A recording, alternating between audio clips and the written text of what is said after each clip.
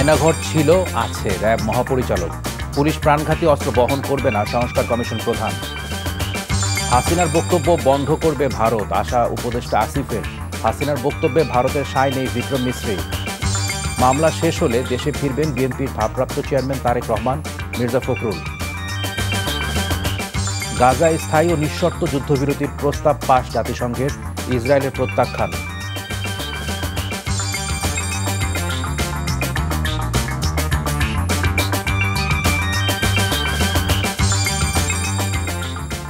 আসসালামু আলাইকুম, নজরুল ইসলাম বাবু স্বাগত জানাচ্ছি এনটিভির মধ্যরাতের খবরে। ক্রাউন সিমেন্ট শিরোনাম দেখছিলেন, এবার পুরো খবর।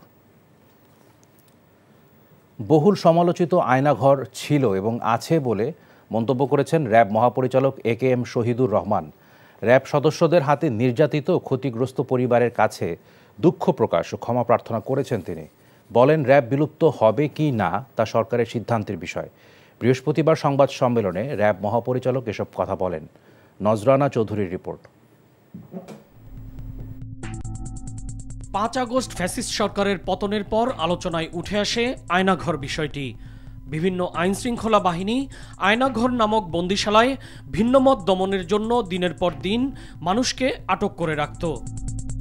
বৃহস্পতিবার এক সংবাদ সম্মেলনে র্যাব মহাপরিচালককে তার সংস্থার অধীন আয়নাঘরের অস্তিত্ব বিষয়ে প্রশ্ন করা হলে তিনি বলেন, তার সংস্থায় আয়নাঘরের অস্তিত্ব আছে। র্যাবে যে আয়নাঘরের যে বিষয়টা এসেছে সেটা এটা তো ছিল, আছে, এবং কমিশন আমাদেরকে নির্দেশ দিয়েছেন যে যা অবস্থায় আছে ওই অবস্থায় রাখার জন্য। কোথাও এখন কোনো রকম যেন কোনো পরিবর্তন না করা হয়।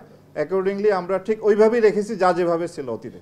বিভিন্ন সময়ে এই বাহিনীর দ্বারা অনেকেই নির্যাতিত হয়েছেন স্বীকার করে ক্ষতিগ্রস্তদের কাছে দুঃখ প্রকাশ করেন বাহিনী প্রধান। গুম, খুন, তারপরে আপনার অপহরণ, এই ধরনের বেশ কিছু অভিযোগ আমাদের প্রতি আছে। যারা র্যাব দ্বারা নির্যাতিত বা অত্যাচারিত হয়েছেন তাদের কাছে, এবং যারা র্যাব কর্তৃক হত্যাকাণ্ডের শিকার হয়েছেন তাদের পরিবারের কাছে আমরা দুঃখ প্রকাশ করি এবং ক্ষমা প্রার্থনা করি। আমাদের বিরুদ্ধে যে অভিযোগ আছে তার সুষ্ঠু তদন্ত হবে এবং এর বিচার হবে, এবং এইভাবেই আমাদের দায়মুক্তি সম্ভব। অন্য কোনোভাবেই আমরা এই দায় থেকে মুক্ত হতে পারবো না। আইনশৃঙ্খলা রক্ষা ও জঙ্গি দমনে র্যাবের ভূমিকার প্রশংসা করে শহীদুর রহমান বলেন, ভবিষ্যতেও তার বাহিনী সন্ত্রাস ও জঙ্গি দমনে পেশাদারিত্বের সাথে দায়িত্ব পালন করে যাবে। র্যাব বিলুপ্তির বিষয়ে আমি র্যাবে কর্মরত আছি। আমরা যতদিন দায়িত্বে পালন করব, র্যাবের আমাদের যে দায়িত্ব সেই দায়িত্ব আমরা নিষ্ঠার সঙ্গে, আন্তরিকতার সঙ্গে পালন করব, এবং এ ব্যাপারে সরকার যে সিদ্ধান্ত গ্রহণ করবে সেটাই শিরোধার্য। সরকারের সিদ্ধান্তের অপেক্ষায় আমরা থাকব। র্যাবের পোশাক পরিবর্তনের চিন্তাভাবনা চলছে উল্লেখ করে মহাপরিচালক বলেন, বাহিনীর সদস্যদের ইতিবাচক মানসিকতাই বেশি জরুরি। নজরানা চৌধুরী, এনটিভি নিউজ, ঢাকা। সংস্কারের কাজ প্রায় শেষ জানিয়ে আগামী 31 ডিসেম্বরের মধ্যে প্রধান উপদেষ্টার কাছে প্রস্তাবিত নীতিমালা জমা দেয়া হবে বলে জানালেন পুলিশ সংস্কার কমিশন প্রধান সফর রাজ হোসেন। বৃহস্পতিবার সকালে আন্তর্জাতিক মাতৃভাষা ইনস্টিটিউট সম্মেলন কক্ষে কমিশনের সাথে বিশেষজ্ঞ দলের মত বিনিময় সভা শেষে তিনি কথা বলেন। জনগণের উপর প্রাণঘাতী অস্ত্র ব্যবহার না করার সুপারিশ করা হবে বলেও জানান তিনি। এ সময় আলোচকরা পুলিশ কমিশন গঠনে রাজনৈতিক দলের কাউকে না রাখার পরামর্শ দেন। বর্তমানে জনগণের সাথে পুলিশের যে অনাস্থা রয়েছে তা দূর করার পদক্ষেপ নেওয়া জরুরি বলে মত বিশেষজ্ঞদের। আমাদের ড্রাফট রেডি, আমরা এডিট করছি, ফাইনাল করছি। কিছু রিকমেন্ডেশন লিখে আমাদের মেয়াদ হলো 31 ডিসেম্বর, এবং আমরাও রিপোর্টে রেডি। আশা করছি যে আমাদের সুপারিশ সময় 31 ডিসেম্বর আমরা জমা দেব। ভবিষ্যতে পাবলিকের সঙ্গে যদি কোনো মবকে যদি ফেস করতে হয়, পুলিশকে প্রাণঘাতী অস্ত্র ব্যবহার না করে বা যত কম সংখ্যক লোক আহত হয় এই ধরনের যদি করতে হয়, তাহলে আমাদেরকে একটা আন্তর্জাতিক চেষ্টা করতে হবে আমাদের পুলিশকে সেইভাবে প্রশিক্ষণ এবং অস্ত্র দেওয়ার জন্য। সাবেক প্রধানমন্ত্রী ফ্যাসিস্ট হাসিনাকে ভারত সরকার বিদ্বেষমূলক বক্তব্য প্রচারে বাধা দিবে ও বন্দি বিনিময় চুক্তি অনুযায়ী ফেরত পাঠাবে বলে আশাবাদ জানিয়েছেন স্থানীয় সরকার উপদেষ্টা আসিফ মাহমুদ সজীব ভুইয়া। আর শেখ হাসিনাকে আশ্রয় দেয়ায় মানুষের মনে ক্ষোভ থাকতে পারে, তবে দুই দেশের সম্পর্কে মেঘ কেটে যাবে বলে জানিয়েছেন পরিবেশ উপদেষ্টা সৈয়দা রিজওয়ানা হাসান। বৃহস্পতিবার সন্ধ্যায় সচিবালয়ে এক অনুষ্ঠান শেষে প্রশ্নের জবাবে এসব বলেন তারা। রিপোর্ট করছেন রোকন উদ্দিন। রাজধানীর বায়ু দূষণের ভয়াবহতা নিয়ে নতুন করে বলার কিছু নেই। শীতের আগমনের সাথে সাথে ক্ষতিকর প্রভাবের মাত্রা আশঙ্কাজনকভাবে বেড়েছে। এমনকি প্রয়োজন ছাড়া বাসার বাইরে না যেতে পরিবেশ মন্ত্রণালয়ের পক্ষ থেকে অ্যালার্টও জারি করা হয়েছে। এমন অবস্থায় বৃহস্পতিবার বিকেলে সচিবালয়ে আসন্ন শুষ্ক মৌসুমে ঢাকা ও পার্শ্ববর্তী এলাকার পরিবেশ দূষণ রোধে করণীয় নির্ধারণে অনুষ্ঠিত হয় আন্তঃমন্ত্রণালয় সভা। সিদ্ধান্ত হয় একটি উচ্চ পর্যায়ের টাস্কফোর্স গঠনের। আগামী বর্ষার মৌসুম আসা পর্যন্ত একটা টাস্ক ফোর্স বা একটা কমিটি করে এই বায়ু দূষণের বিষয়টাকে অ্যাড্রেস করতে হবে। একটা উচ্চ পর্যায়ের কমিটি আমরা ভাবতেছি, তো লোকাল গভর্নমেন্টের সচিব এটা হেড করলে ভালো হয়। অ্যালার্ট সিস্টেমটাকে আমাদের বিবেচনায় নিতে হবে, মাস্ক পরতে হবে। আরেকটা কথা একটু বলি, সকলের হয়তো সামর্থ্য হবে না, কিন্তু যাদের পক্ষে সম্ভব একটু এয়ার পিউরিফায়ারটা বাসায় রাখার চেষ্টা করবেন। এ সময় সাংবাদিকদের প্রশ্ন ছিল, ভারতীয় পররাষ্ট্র সচিবের সফরের পর দুই দেশের সম্পর্কে শীতলতা কাটলো কতটা? যার বিচারের দাবি ওঠে তাকে অন্য একটা দেশ আশ্রয় দেয়, তখন সেটা নিয়ে যে দেশ বিচারের দাবি করছে, যে দেশের মানুষ বিচারের দাবি করছে, সে দেশের মানুষের মনে ক্ষোভ হওয়া কোনোই অস্বাভাবিক বিষয় না। তারা সেই সংক্ষোভের বিষয়ে তাদের মতামত জানাতেই পারে। সেজন্যই যে দুই দেশের মধ্যে সম্পর্কের কালো মেঘ কাটবে না তা না, ক্ষোভ প্রকাশের মাধ্যমেও কিন্তু আলোচনার একটা ক্ষেত্র তৈরি হয়। হ্যাঁ, এবং ভারতের সাথে তাদের যে পররাষ্ট্র সচিব এসেছিলেন, সেখানে সম্পর্কটা পুনর্মূল্যায়নের এবং নতুন করে যাত্রা শুরুর একটা প্রক্রিয়া শুরু হয়েছে। আর ভারতে থেকে সাবেক প্রধানমন্ত্রীর বক্তব্য দেয়াকে ভারত সরকার বাধা দেবে বলেও আশাবাদ জানান স্থানীয় সরকার উপদেষ্টা। বাংলাদেশের পক্ষ থেকে এটা বলা হয়েছে যে একজন গণহত্যাকারী ফ্যাসিস্ট, যার আসলে এই মুহূর্তে বিচার হওয়ার কথা, যার এখন কারান্তরীণ থাকার কথা, তিনি ভারতে অবস্থান করছেন এবং সেখান থেকে বিভিন্ন কর্মসূচি, বিভিন্ন বক্তব্য, বিদ্বেষমূলক বক্তব্য তিনি দিয়ে যাচ্ছেন। এই বিষয়টাকে বাংলাদেশের পক্ষ থেকে ভারতের পররাষ্ট্র সচিবকে বলা হয়েছে এবং তিনি সেটা ভারতে উত্থাপন করেছেন। আমরা আশা করি যে ধরনের কোনো বিদ্বেষমূলক বক্তব্য প্রচারে ভারত তাকে বাধা দেবে এবং যথাসময়ে বাংলাদেশের সাথে ভারতের যে বন্দি বিনিময় ট্রিটি আছে, সেই ট্রিটি অনুযায়ী তাকে বাংলাদেশে ফেরত দেওয়া হবে। ভারত সহ আন্তর্জাতিক কিছু গণমাধ্যমে বাংলাদেশ নিয়ে অপপ্রচারের বিষয় স্পষ্ট হয়েছে উল্লেখ করে তা বন্ধে প্রধান উপদেষ্টা সহ সরকারের পক্ষ থেকে ব্যবস্থা নেওয়া হচ্ছে বলেও জানান সজীব ভুইয়া। রোকন উদ্দিন, এনটিভি নিউজ, ঢাকা। ভারতে বসে বাংলাদেশের অন্তর্বর্তী সরকারের বিরুদ্ধে হাসিনার বক্তব্য সমর্থন করে না মোদী সরকার, এমনটাই জানিয়েছেন দেশটির পররাষ্ট্র সচিব বিক্রম মিশ্রি। পররাষ্ট্র বিষয়ক সংসদীয় স্থায়ী কমিটির ব্রিফিংয়ে বিক্রম মিশ্রি বলেন, বাংলাদেশের সাথে ভারতের সম্পর্ক কেবল একটি একক রাজনৈতিক দল বা সরকারের মধ্যে সীমাবদ্ধ নয়। জানান, রাজনৈতিক কার্যকলাপ চালানোর জন্য ভারত সরকার শেখ হাসিনাকে কোনো প্ল্যাটফর্ম বা সুবিধা দিচ্ছে না, বরং বক্তব্য ও বিবৃতি দেওয়ার ক্ষেত্রে শেখ হাসিনা তার ব্যক্তিগত যোগাযোগের ডিভাইস ব্যবহার করছেন। হাসিনাকে ফেরত আনা আন্তঃমন্ত্রণালয় বিষয়ক প্রক্রিয়া জানিয়ে পররাষ্ট্র সচিব জসিমউদ্দিন বলেন, নির্দেশনা পেলে মন্ত্রণালয় কাজ শুরু করবে।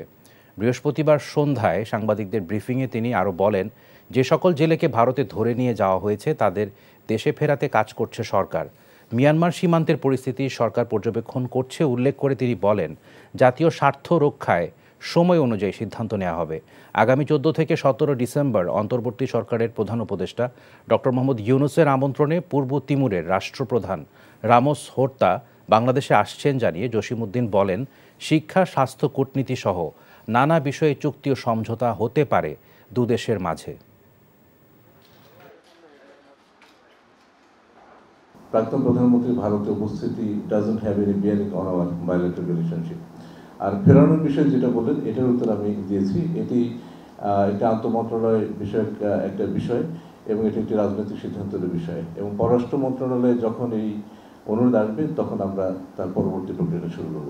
আমরা আমাদের জাতির স্বার্থে যা করণীয় সেটাই করব, এবং তার লক্ষ্য হবে মূলত বাংলাদেশে অবস্থানরত 1.2 মিলিয়ন যেই ফোর্সিবলি ডিসপ্লেসড মিয়ানমার ন্যাশনাল আছে তাদের প্রত্যাবাসন।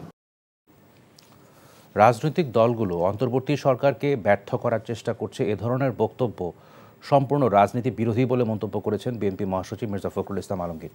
তিনি বলেন, রাজনৈতিক দলগুলো সবসময় অন্তর্বর্তীকালীন সরকারকে সমর্থন করেছে, এর কারণ দেশে গণতন্ত্র প্রতিষ্ঠা করা। দলের ভারপ্রাপ্ত চেয়ারম্যান তারেক রহমান মামলার প্রক্রিয়া শেষ হলে দেশে ফিরে আসবেন বলেও জানান মির্জা ফখরুল। বিস্তারিত ইফতেখার রেজার রিপোর্টে। 12 দিনের সফর শেষে লন্ডন থেকে দেশে ফিরে হযরত শাহজালাল আন্তর্জাতিক বিমানবন্দরে গণমাধ্যমের মুখোমুখি হয়ে বিএনপি মহাসচিব মির্জা ফখরুল বলেন, ভারতের সাথে চলমান ইস্যুগুলো আলোচনার মাধ্যমে সুরাহা হবে।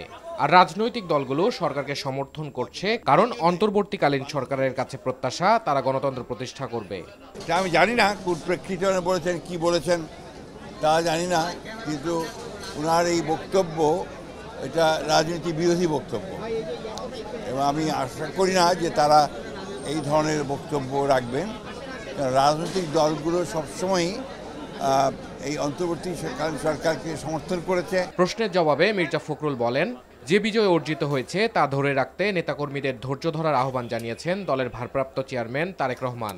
আর শীঘ্রই তিনি দেশে ফিরবেন বলেও জানান বিএনপি মহাসচিব। গণতন্ত্রকে প্রতিষ্ঠা করতে এবং গণতন্ত্রের যেটা প্রথম পদক্ষেপ ফটক, সেই ফটকে যে নির্বাচনের জন্য সরকারকে প্রস্তুতি নিতে হবে। ওনার যখন সুযোগ হবে, অর্থাৎ আপনার মামলা মোকদ্দমাগুলো শেষ হয়ে চলে আসবে। এদিকে জাতীয় প্রেস ক্লাবে এক আলোচনা সভায় বিএনপির স্থায়ী কমিটির সদস্য মেজর অবসরপ্রাপ্ত হাফিজ উদ্দিন আহমেদ বলেছেন, যে স্বপ্ন নিয়ে মুক্তিযুদ্ধ হয়েছিল আওয়ামী লীগের দুঃশাসনের কারণে, সেই স্বপ্ন হাওয়ায় মিলিয়ে গিয়েছে।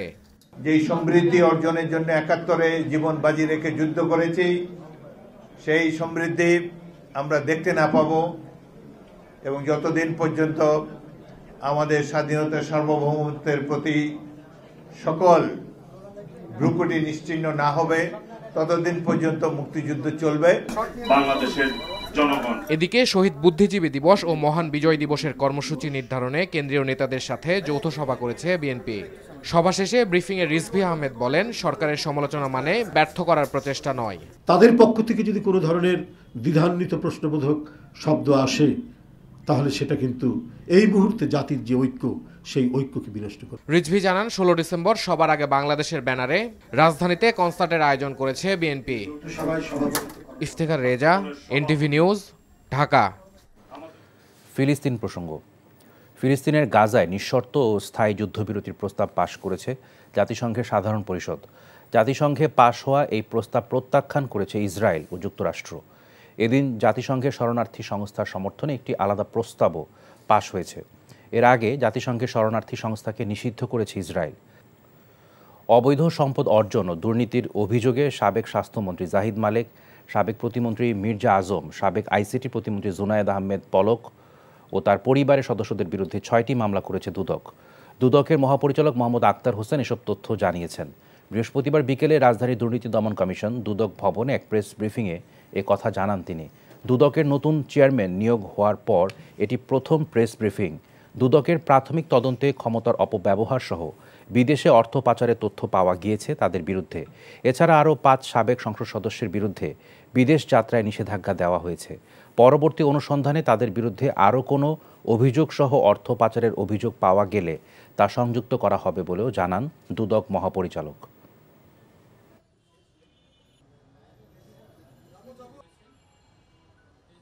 জাহিদ মালেক সাবেক স্বাস্থ্যমন্ত্রী হিসাবে দায়িত্ব পালনকালে ক্ষমতার অপব্যবহার পূর্বক অসাধু উপায়ে অর্জিত 61,42,56,426 টাকার সম্পদ অর্জন এবং ভোগ দখলে রাখার অভিযোগ সহ দুর্নীতি প্রতিরোধ আইন 1947-এর 5-2 ধারায় মামলা রুজুর সিদ্ধান্ত গৃহীত হয়েছে।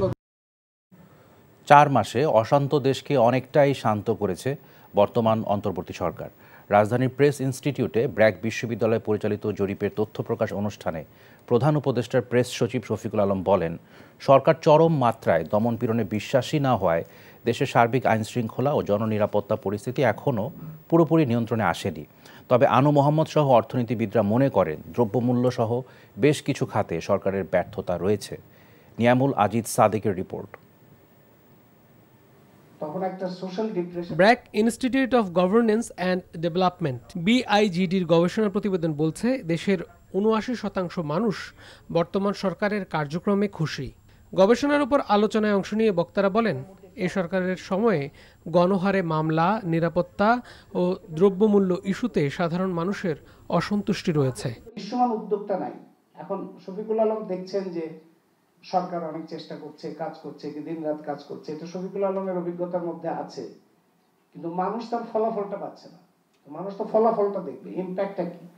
ইম্প্যাক্টটা দ্রব্যমূল্যের মধ্যে একটা ব্যাপার আছে, মব ভায়োলেন্সের যে ব্যাপারটা, মানে জোর জবরদস্তি, দাপট, এটা নানানভাবে বিভিন্ন জায়গায় আমরা দেখতে পাচ্ছি, যে জোর করে পদত্যাগ করানো কিংবা শিক্ষকের উপরে, এই জিনিসগুলো মানুষ ভালো চোখে দেখছে না।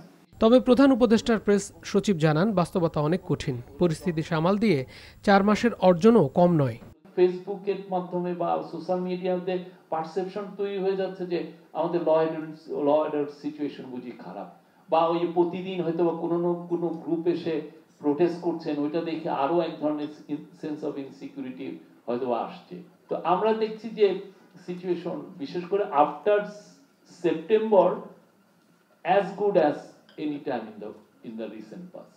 ব্র্যাকের senior research fellow doctor Mirza M Hasan বলেন, 67% মানুষ চায় তৃতীয় বৃহত্তর কোনো দল ক্ষমতায় আসুক। আমাদের দেশে যে পেট্রন ক্লায়েন্টেলিজম আছে সেটা করছে, সেটা কি ভাঙছে, সেটা কি ভাঙবে?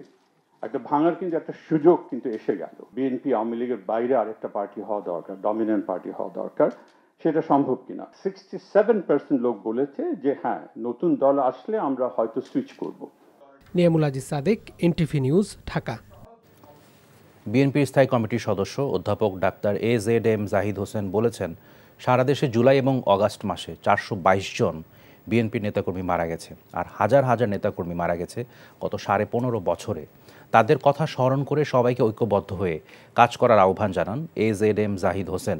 বৃহস্পতিবার বিকেলে মৌলভীবাজার পৌরসভা মিলনায়তনে জেলা বিএনপির আয়োজনে আহ্বায়ক কমিটির সকল সদস্যদের সাথে মত বিনিময় সভায় তিনি এসব কথা বলেন। অন্যদিকে বিএনপির স্থায়ী কমিটির সদস্য ও সাবেক মন্ত্রী ডক্টর আব্দুল মঈন খান বলেছেন, স্বৈরাচারেরা যদি মনে করে পুনরায় ক্ষমতায় এসে স্বৈরাচার কায়েম করবে, তবে তারা বোকার স্বর্গে বসবাস করছে। বৃহস্পতিবার বিকেলে নরসিংদীর পলাশ উপজেলা অডিটোরিয়ামে আয়োজিত মঈন খানের বাবা, সাবেক খাদ্যমন্ত্রী ও বিএনপির প্রতিষ্ঠাতা সদস্য আব্দুল মোমেন খানের 40তম মৃত্যুবার্ষিকী উপলক্ষে স্মরণ সভায় এসব কথা বলেন তিনি। যারা এখনো পাঠ পুকুরে যারা লুকিয়ে আছে, তারা যদি মনে করে থাকে তারা আবার বাংলাদেশে এসে তাদের স্বৈরাচার আবার নতুন করে কায়েম করবে, তাহলে আমি স্পষ্ট ভাষায় বলে দিতে চাই, তারা প্রকাশ স্বর্গে বসবাস।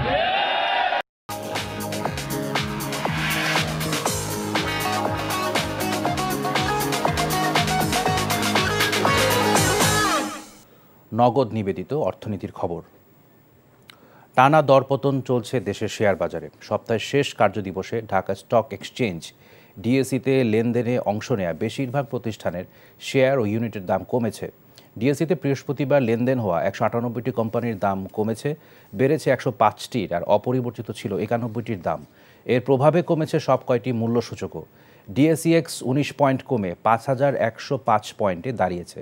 সব মিলে চলতি সপ্তাহের 5 কার্যদিবসেই শেয়ার বাজারে দরপতন হলো। তবে বৃহস্পতিবার ডিএসইতে মোট লেনদেনের পরিমাণ কিছুটা বেড়েছে। অন্যদিকে চট্টগ্রাম স্টক এক্সচেঞ্জেও বৃহস্পতিবার বেশিরভাগ প্রতিষ্ঠানের শেয়ার ও ইউনিটের দাম কমেছে।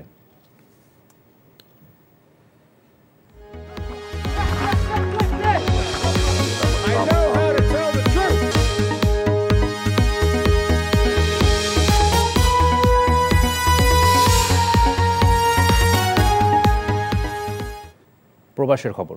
আমিরাতের সাথে বাংলাদেশের ভিসা সমস্যা নিরসন করতে অন্তর্বর্তীকালীন সরকারের প্রতি আহ্বান জানিয়েছেন প্রবাসীরা। এনটিভি আমিরাত প্রতিনিধি মামুনুর রশিদ জানান, সরকারি সার্ভিস, টাইপিং, মেডিকেল, প্রশিক্ষণ ক্লাস সহ যাবতীয় সার্ভিস ও ইকোনমিক ডিপার্টমেন্ট সেবা নিয়ে শারজায় যাত্রা শুরু করা আল তাউস গভর্নমেন্ট সার্ভিস সেন্টারের উদ্বোধনীতে এই আহ্বান জানান তারা।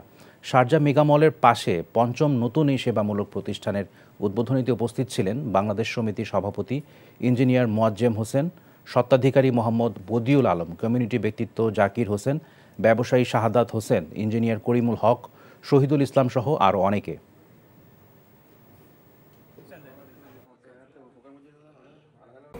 যে এইভাবে আমরা যারা ব্যবসা বাণিজ্য করছি, দুটাও আমাদের উপকার হচ্ছে। একটা উপকার হলো যে আমাদের বাংলাদেশে কিছু ভাইদের কর্মসংস্থান হচ্ছে এখানে, এবং তাদের এই অর্থ বা এই বেতন বা এই পয়সাটা বাংলাদেশে যাচ্ছে, যেটা আমাদের রেমিটেন্স যোদ্ধার যে ভূমিকা যেটা বলে, সেটা উনি সহায়তা করছেন। তাহলে উনি একসাথে দুটা কাজ করছেন। বিভিন্ন জায়গায় গিয়ে হয়রানির শিকার হয়, সেটা যাতে না হয়, এবং তার যে ক্রেডিট, বিশেষ করে ক্রেডিট স্ক্যাম যেটা হয়, টাকা নিয়ে যেটা স্ক্যাম হচ্ছে, ওই জিনিসটা থেকে যাতে বাঙালিরা বেঁচে থাকতে পারে, ওই বিশ্বস্ততা নিয়ে আমরা সামনের দিকে আগাচ্ছি। বাংলাদেশ দূতাবাসের পৃষ্ঠপোষকতায় কাতারে অনুষ্ঠিত হতে যাচ্ছে হ্যালো সুপারস্টার্স মেগা কনসার্ট ও বিজয় মেলা। এনটিভি কাতার প্রতিনিধি আমিনুল হক কাজল জানান, সংবাদ সম্মেলনে বিজয় মেলার ঘোষণা দেন কাতারস্থ বাংলাদেশের রাষ্ট্রদূত মোহাম্মদ নজরুল ইসলাম। তিনি জানান, আগামী 20 ডিসেম্বর হ্যালো সুপারস্টারের উদ্যোগে কাতারের এশিয়ান টাউনের এমফি থিয়েটারে অনুষ্ঠিত হতে যাচ্ছে প্রবাসীদের সম্মানে সাংস্কৃতিক অনুষ্ঠান। চিত্রনায়ক শাকিব খান, চিত্রনায়িকা পরিমণি, শিল্পী আসিফ আকবর ও আখি আলমগীর সহ মঞ্চ মাতাবেন বিভিন্ন দেশের শিল্পীরা।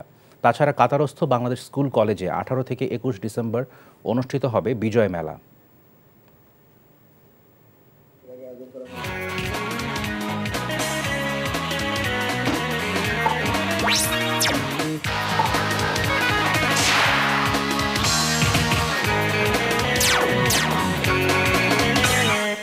ইস্পাহানি প্রিমিয়াম টি খেলার খবর।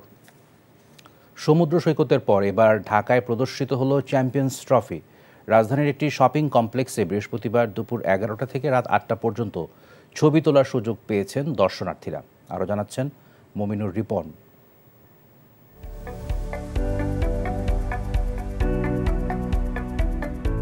বিশ্বকাপের নকআউট পর্বের আদলে চ্যাম্পিয়ন্স ট্রফি শুরুটা হয়েছিল বাংলাদেশেই। 1998 সালে বঙ্গবন্ধু জাতীয় স্টেডিয়ামে বসেছিল প্রতিযোগিতার প্রথম আসর। বিশ্ব ভ্রমণের অংশ হিসেবে 4 দিনের জন্য বাংলাদেশে এসেছে ট্রফিটি। এসেছিলাম শপিং করার জন্য, তো হুট করে দেখে এখানে চ্যাম্পিয়ন্স ট্রফি শো করছে, তো ভাবলাম আগে এখান থেকে ঘুরে যাই, দেন শপিং। আমি হঠাৎ করে এসে দেখি যে এখানে ট্রফি ট্যুর হইতেছে, তারপর এসে ছবি উঠালাম, অনেক ভালো লাগতেছে। অবশ্যই ভালো লাগতেছে, কারণ আগে কখনো দেখিনি, এই ফার্স্ট, এর জন্য খুবই ভালো লাগতেছে। ট্রফির সাথে ছবি তুলতে পেরে আনন্দিত উৎসাহীরা। তবে শুধু বিশ্ব ভ্রমণে নয়, চ্যাম্পিয়নের মুকুট হয়ে বাংলাদেশে আসুক এই ট্রফি, এমনটাই প্রত্যাশা তাদের। অবশ্যই হাই এক্সপেকটেশন আছে, তো ওরা যদিও রাখে না, তবু আশা করি যে ভালো খেলবে। এতে আমরা যারা রেগুলার ক্রিকেট দেখি, আমরা জানি আসলে যে বাংলাদেশ কতদূর যাবে, তাও ওই যে বাঙালিদের আমাদের আশা। একবার না একবার আমরা একটা ট্রফি আমাদের দেশেও আনি, তো এবারও অবশ্যই আমাদের এক্সপেকটেশন অনেক বেশি আছে। আমাদের প্রত্যাশা সবসময় জয়ের থাকে, কিন্তু মাঝে মাঝে যে হেরে যায় খুবই কষ্ট লাগে। শুক্রবার মিরপুর স্টেডিয়ামে যাবে এই ট্রফিটি। এই প্রদর্শনী জাতীয় পুরুষ নারী দলের বর্তমান ও সাবেক ক্রিকেটার, সংগঠক ও গণমাধ্যমের জন্য রাখা হবে। Mominur Ripon, NTV news, Dhaka. Football 2030 বিশ্বকাপ আয়োজন করবে ইউরোপ, আফ্রিকা ও ল্যাটিন আমেরিকার 6 দেশ। আর 2034 সালের বিশ্বকাপ এককভাবে আয়োজন করবে সৌদি আরব। একসঙ্গে দুটি বিশ্বকাপের আয়োজকের নাম ঘোষণা করেছে ফিফা। খবর শেষ করছি, যাবার আগে ক্রাউন সিমেন্ট শিরোনামগুলো আরেকবার। আয়নাঘর ছিল, আছে। র্যাব মহাপরিচালক, পুলিশ প্রাণঘাতী অস্ত্র বহন করবে না, সংস্কার কমিশন প্রধান। হাসিনার বক্তব্য বন্ধ করবে ভারত, আশা উপদেষ্টা আসিফের। হাসিনার বক্তব্যে ভারতের সায় নেই বিক্রম মিস্ত্রি। মামলা শেষ হলে দেশে ফিরবেন বিএনপির ভারপ্রাপ্ত চেয়ারম্যান তারেক রহমান, মির্জা ফখরুল। গাজায় স্থায়ী ও নিঃশর্ত যুদ্ধবিরতির প্রস্তাব পাশ জাতিসংঘের, ইসরায়েলের প্রত্যাখ্যান। এই ছিল মধ্যরাতের খবরে। এই খবরের ভিডিও সহ আপডেট জানতে ভিজিট করুন এনটিভি অনলাইন www.ntvbd.com। এছাড়াও এনটিভির জনপ্রিয় সব অনুষ্ঠান ও খবরের আপডেট জানতে ভিজিট করুন আমাদের ইউটিউব ও ভেরিফাইড ফেসবুক পেজ। সকাল 7:30টায় সকালের খবর দেখার আমন্ত্রণ রইল। ধন্যবাদ সবাইকে।